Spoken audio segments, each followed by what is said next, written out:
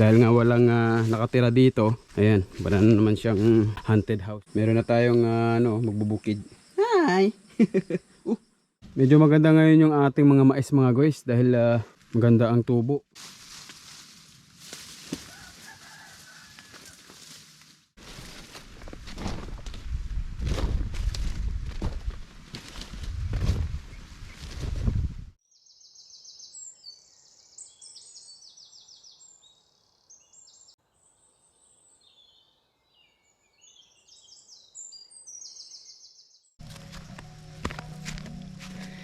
Alright, magandang umaga sa inyo mga guys. Ayun, so kumusta na kayo?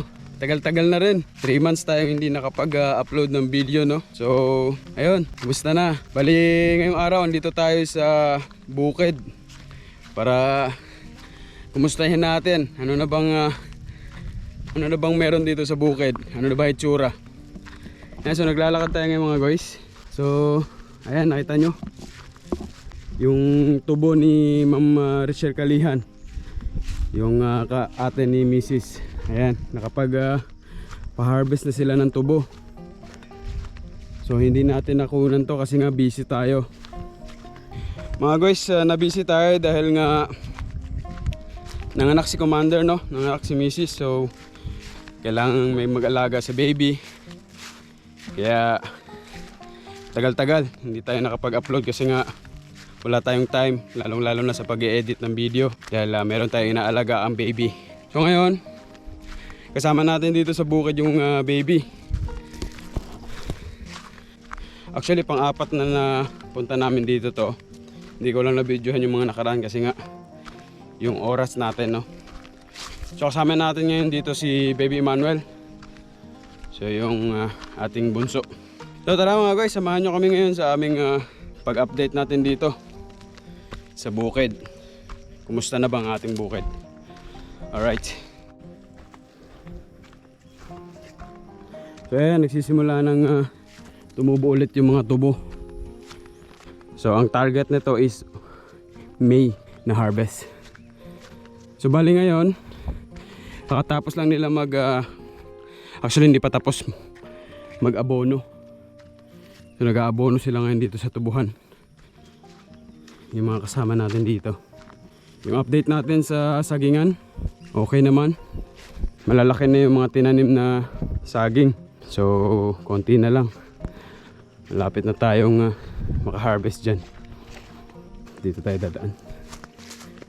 So yun sila, nag-ano sila ng abono. Diretso lang tayo kasi mainit na.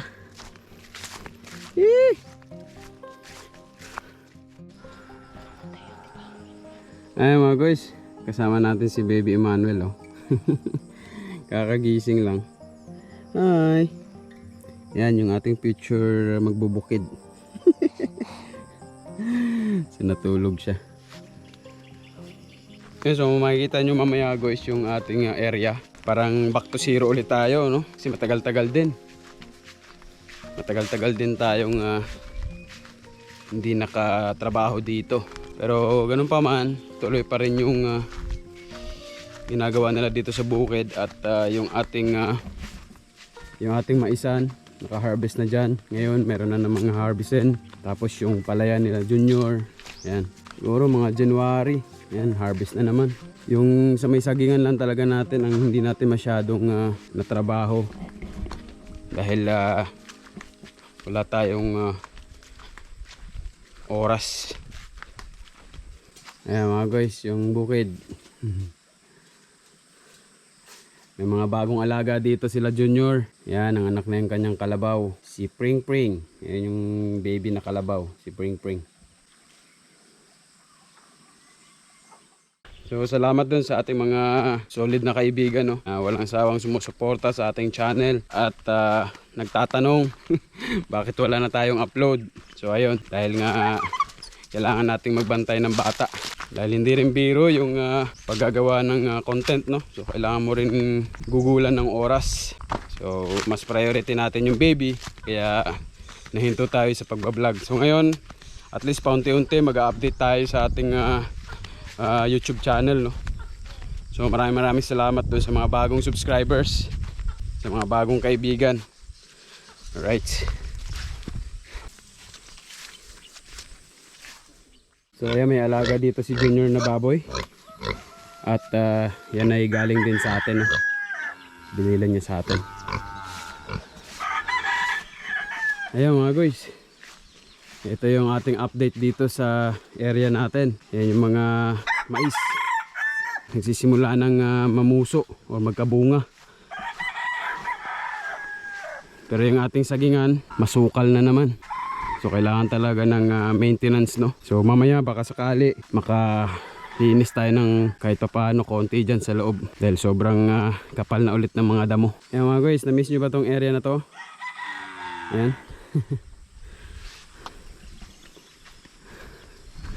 So yung ating sagingan kahit ganyan yan, tuloy-tuloy pa rin yung ating harvest dyan, no? So nakailang harvest din tayo dyan. Every 3 weeks kami nag-harvest. So nga lang mababa lang talaga yung bilihan ngayon ng saging. Dito sa amin yung presyo ng kardaba o yung saba is 10 pesos lang per kilo. Tapos yung latundan tag 15 or 15 pesos yung per kilo. Ayan mga guys, yung ating mais sisimula na yung mamunga or mamuso. So dito na area makikita nyo, grabing sukal na, no. Hindi na natin ito natamnan. Yung nakaraan, yung malagkit na mais yung nakatanim dito. So ngayon wala na. So ngayon makikita nyo mga guys yung ating kubo.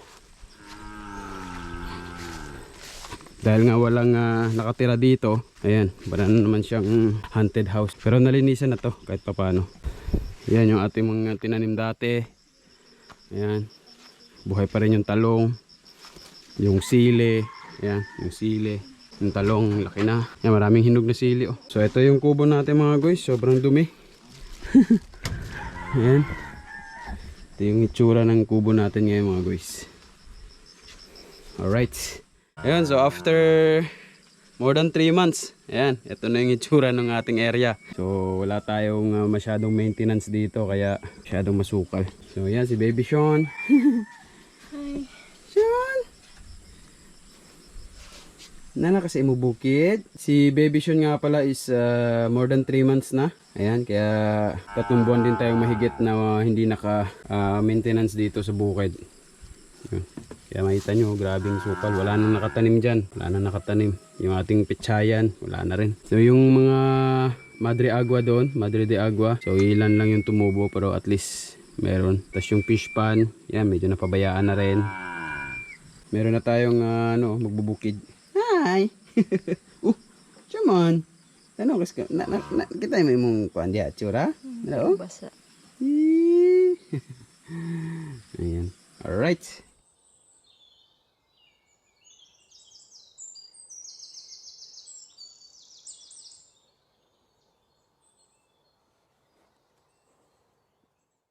Ayun mga guys, punta tayo sa bahay ni Arnel.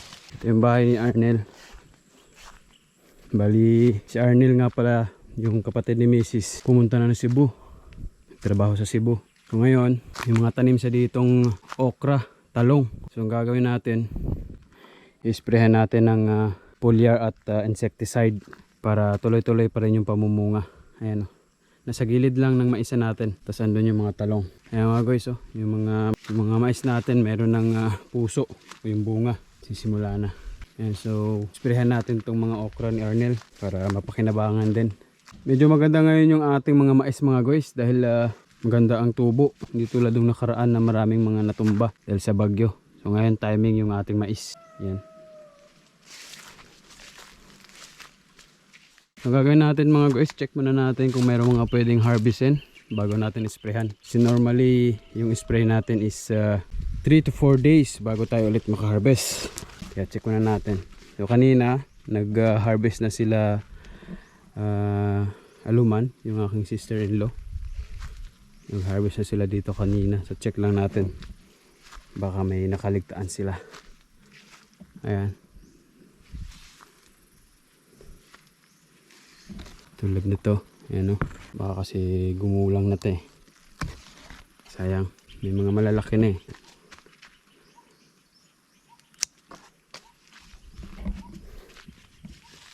Ito yung talong.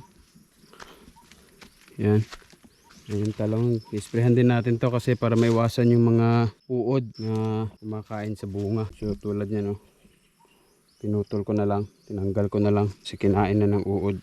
Yan, so ito yung kanyang garden dito. So tayo lang yung mag-maintain para mapakinabangan. Malalaking ano pa naman to, talong. Tapos meron din siya ditong sweet basil. Tawag sa amin sangib. Yan, sweet basil. Yan, ito yung mais natin. Oh. Malapit na tayo makakuha ng anagon. Pwede na tayong magluto ng anagon. Yan. Hindi na natin to babalutin. I-sprayhan na lang natin para hindi kainin ng mga uod. Yan. Malapit na tayo makakuha ng anagon. Meron din dito mga sili siyang tinanim mga guys. Oh. Yan. Mga sili. So di ko sure kung kailan ang uwi ni Arnel. So tayo muna ang magme-maintain dito sa kanyang garden. Yan. Yan yung bahay niya. Sayang kasi pag hindi natin na kinalagaan. Right. So mag-spray tayo mga guys.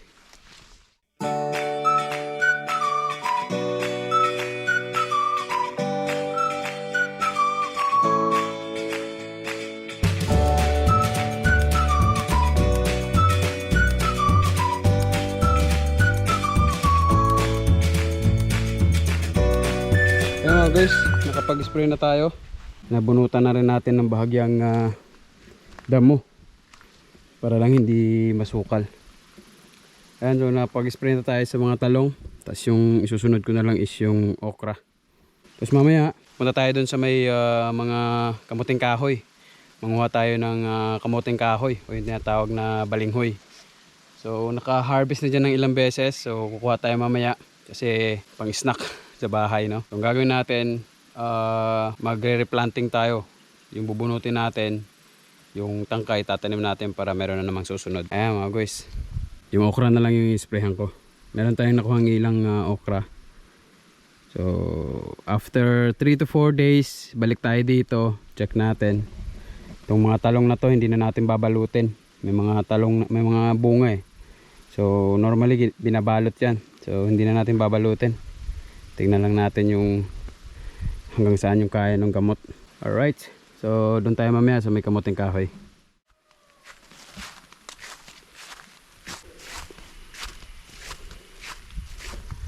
Ayun mga guys. Punta tayo doon sa may kamuting kahoy.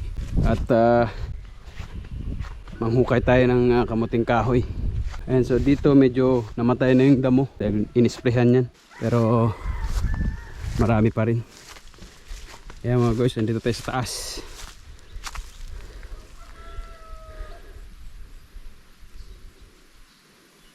Yun yung ating kubo.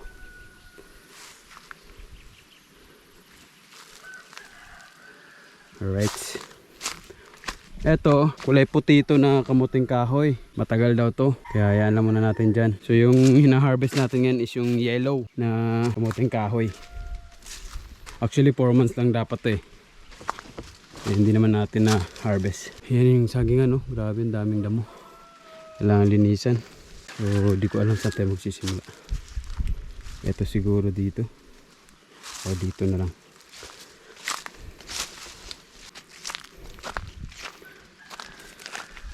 Nakailang harvest na rin dito sa kamuting kahoy. Yan. Yan o. Nakailang harvest na rin.